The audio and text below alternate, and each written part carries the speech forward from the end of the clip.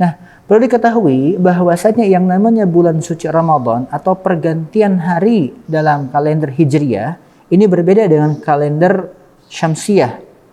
Kalau kalender Hijriyah ini biasanya pergantian harinya ini ditentukan atau dimulai dari ba'da maghrib, bukan dari tengah malam seperti kalender Masehi.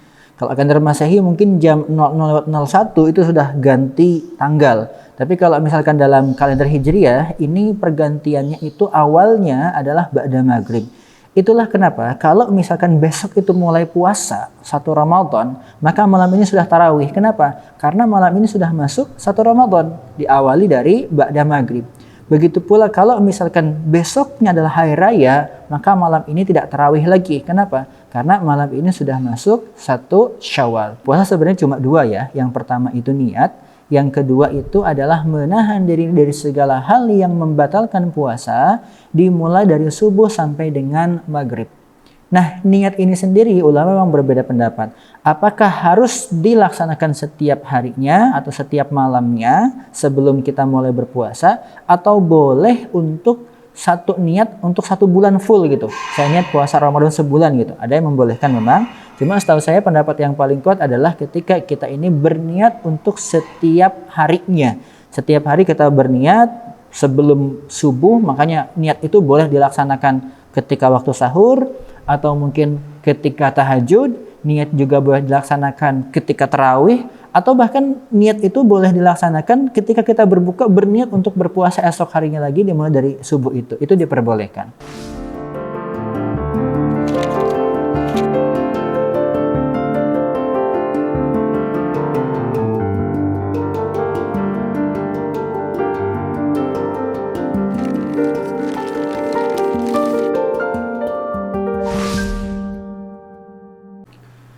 Bismillahirrahmanirrahim. Assalamualaikum warahmatullahi wabarakatuh. Innal hamdalillah nahmaduhu wa nasta'inuhu wa nastaghfiruhu wa natubu ilaihi wa na'udzu billahi min syururi anfusina min sayyiati a'malina may yahdihillahu fala mudilla wa may yudlil fala tajida lahu waliyyan mursyida. Nasyhadu an la ilaha illallah wahdahu la syarika lah, lahul mulku wa lahul hamdu wa huwa 'ala kulli syai'in qadir. Allahumma shalli wa sallim ala habibina Mustafa Muhammad sallallahu alaihi wasallam wa ala alihi wa sahbihi wa man tabi'ahum bil huda ila yaumil qiyamah wa ba'd. Ikhwan akhwat, para jamaah sekalian rahmatullah subhanahu wa ta'ala, kembali kita melanjutkan pembahasan fikih saum atau fikih puasa. Setelah kemarin kita membahas mengenai makna puasa, tujuan dari puasa itu apa, sekarang kita akan membahas mengenai praktek dari puasa itu sendiri, bagaimana cara dan ketentuan-ketentuan yang berkaitan dengan puasa itu sendiri. Jamaah rahmatullah subhanahu wa ta'ala, yang pertama, kita harus mengetahui terlebih dahulu waktu untuk berpuasa.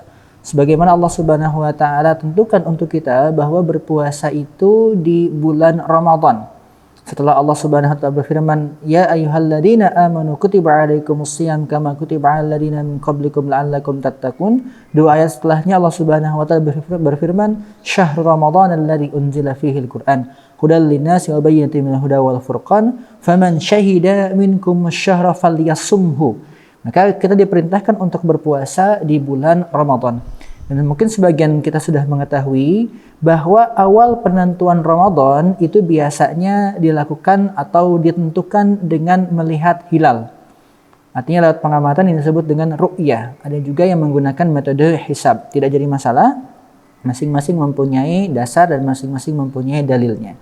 Tapi kalau saya sarankan kita lebih mengikuti Majelis Ulama Indonesia yang mewakili pemerintah, bahwasanya kita ikut arahan mereka tentang kapan jatuhnya hilal tersebut atau terjadinya hilal tersebut. Dari situlah kita mulai untuk berpuasa, kita juga selesai untuk berpuasa, artinya sudah masuk 1 Syawal. Nah, perlu diketahui bahwasanya yang namanya bulan suci Ramadan atau pergantian hari dalam kalender Hijriyah ini berbeda dengan kalender Syamsiyah. Kalau kalender Hijriyah ini biasanya pergantian harinya ini ditentukan atau dimulai dari ba'da maghrib, bukan dari tengah malam seperti kalender Masehi. Kalau kalender Masehi mungkin jam 00.01 itu sudah ganti tanggal. Tapi kalau misalkan dalam kalender Hijriyah, ini pergantiannya itu awalnya adalah ba'da maghrib. Itulah kenapa kalau misalkan besok itu mulai puasa 1 Ramadan, maka malam ini sudah tarawih. Kenapa? Karena malam ini sudah masuk 1 Ramadan, diawali dari ba'da maghrib. Begitu pula kalau misalkan besoknya adalah hari raya, maka malam ini tidak tarawih lagi. Kenapa? Karena malam ini sudah masuk 1 Syawal. Nah, ini yang perlu kita ketahui, bahwasanya waktu awal puasa itu jatuh pada 1 Ramadan yang ditentukan dengan hilal, dan waktu untuk menahan diri dari segala hal yang membatalkan puasa itu sendiri adalah mulai ba'da subuh atau waktu subuh sampai dengan maghrib. Karena kita diperintahkan untuk berpuasa pada siang hari. Nah, siang hari di sini bukan berarti jam 12 siang, tapi siang hari dalam kalender Hijriah adalah dimulai dari setelah subuh atau dari waktu subuh itu sampai dengan waktu maghrib, disebut dengan siang. Sementara ba'da maghrib sampai dengan waktu subuh disebut dengan malam. Maka ketika kita berpuasa, patokannya apa? Patokannya adalah waktu subuh. Itu awal wajibnya berpuasa, bukan waktu imsak. Waktu imsak itu adalah waktu tahdzir, waktu peringatan atau waktu hati-hati. Jangan sampai kita kebablasan malah nyampe ke subuh makannya. Karena diwajibkan berpuasa itu mulai setelah subuh atau ketika masuk waktu subuh sudah tidak lagi makan dan minum. Walaupun mungkin ada rukhsah bagi yang masih ada makanan di mulutnya, maka hendaknya diselesaikan seperlunya saja. Jamaah sekalian dirahmati Allah Subhanahu wa taala, kita akan masuk ke syarat-syarat wajib serta rukun-rukun puasa. Rukun puasa sebenarnya cuma 2 ya. Yang pertama itu niat, yang kedua itu adalah menahan diri dari segala hal yang membatalkan puasa, dimulai dari subuh sampai dengan maghrib. Nah, niat ini sendiri ulama memang berbeda pendapat. Apakah harus dilaksanakan setiap harinya atau setiap malamnya sebelum kita mulai berpuasa, atau boleh untuk satu niat untuk 1 bulan full gitu. Saya niat puasa Ramadan sebulan gitu. Ada yang membolehkan memang. Cuma setahu saya pendapat yang paling kuat adalah ketika kita ini berniat untuk setiap harinya. Setiap hari kita berniat sebelum subuh, makanya niat itu boleh dilaksanakan ketika waktu sahur atau mungkin ketika tahajud. Niat juga boleh dilaksanakan ketika tarawih, atau bahkan niat itu boleh dilaksanakan ketika kita berbuka, berniat untuk berpuasa esok harinya lagi dimulai dari subuh itu diperbolehkan. Namun tetap niat ini harus ada dalam hati. Terlepas dari perbedaan pendapat antara apakah niat tersebut itu dilafalkan, diucapkan ataukah tidak, namun tetap niat itu harus ada sebelum pelaksanaan puasa. Dan rukun kedua adalah menahan dari segala hal yang membatalkan puasa dari mulai subuh sampai dengan maghrib. Nanti insya Allah akan kita bahas di hal-hal yang membatalkan puasa. Kemudian untuk syarat-syaratnya, seorang diwajibkan berpuasa yang pertama ketika dia itu seorang muslim. Ini wajib berpuasa. Karena apa? Orang kafir ya mau diwajibkan juga nggak bakal berpuasa karena nggak beriman kepada Allah Subhanahu wa taala. Yang non-muslim tidak beragama Islam, maka tidak wajib bagi mereka puasa karena memang tidak akan berpuasa mereka itu. Jadi yang pertama seorang muslim. Seorang muslim artinya seorang yang sudah bersyahadat kepada Allah Subhanahu wa taala dan juga bersyahadat bahwa Nabi Muhammad SAW adalah utusannya. Secara zahir maka dia adalah seorang muslim. Dan kita memang hanya bisa menghukumi secara zahir karena hati tidak ada yang tahu. Maka ketika dia telah bersyahadat, dia telah masuk ke dalam keislaman dan diwajibkan kepadanya berpuasa di bulan suci Ramadan. Yang pertama seorang muslim. Yang kedua adalah baligh atau seseorang yang sudah sampai umurnya ke umur, kalau bahasa kita apa ya, mungkin kedewasaan atau umur yang bisa membedakan. Tanda-tanda balik mungkin sudah pernah dibahas, yaitu diantaranya adalah tumbuh rambut atau tumbuh bulu, kemudian juga bermimpi basah kalau wanita itu haid dan seterusnya. Artinya bagi anak-anak yang belum balik, belum sampai umurnya, memang tidak diwajibkan kepada mereka berpuasa atau belum diwajibkan kepada mereka berpuasa. Namun demikian, orang tua hendaknya mengajari anak-anaknya untuk belajar berpuasa sehingga ketika mereka akil baligh, mereka sudah bisa untuk berpuasa dengan mandiri. Kemudian yang ketiga adalah al-aqil, berakal. Maka di sini dikecualikan adalah orang-orang yang gila. Mereka tidak diwajibkan berpuasa karena kalaupun mereka berpuasa bukan karena kesadaran, bukan karena keinginan mereka, Tapi lebih kepada puasa ini diperuntukkan kepada orang-orang yang memang berakal, yang berpuasa karena kesadaran, berpuasa karena memang mereka mengetahui, bukan orang-orang yang tidak bisa berpikir atau disebut dengan gila.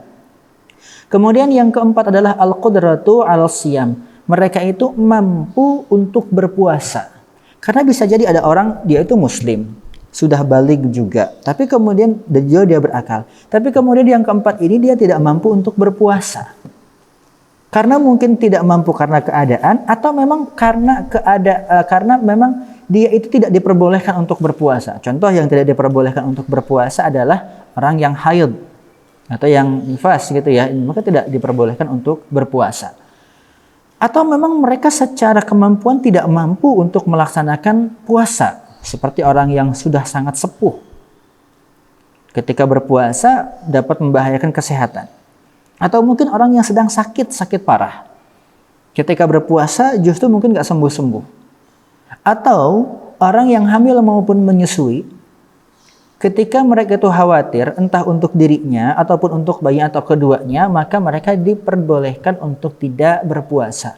Begitu pula rukhsah bagi seorang musafir yang melakukan safar jauh ya.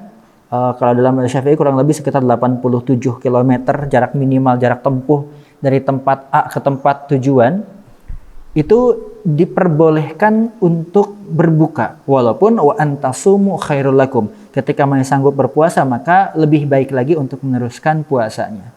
Nah, ini yang disebut dengan syarat-syarat wajib gitu ya bagi seseorang untuk berpuasa. Ketika terkumpul dia itu seorang muslim, kemudian dia itu berakal, dia juga sudah balik dan dia juga mampu untuk berpuasa, maka tidak ada alasan baginya ketika tidak ada halangan untuk tidak berpuasa. Dan ketika kita meninggalkan puasa padahal kita terkumpul syarat-syarat wajib ini, maka statusnya adalah dosa dan dosanya dosa besar. Karena ini merupakan kewajiban yang merupakan bagian dari rukun Islam. Oleh karena itu, ketika kita sudah termasuk dari 4 golongan ini, maka hendaknya dan wajib bagi kita untuk melaksanakan puasa di bulan suci Ramadan 1 bulan penuh.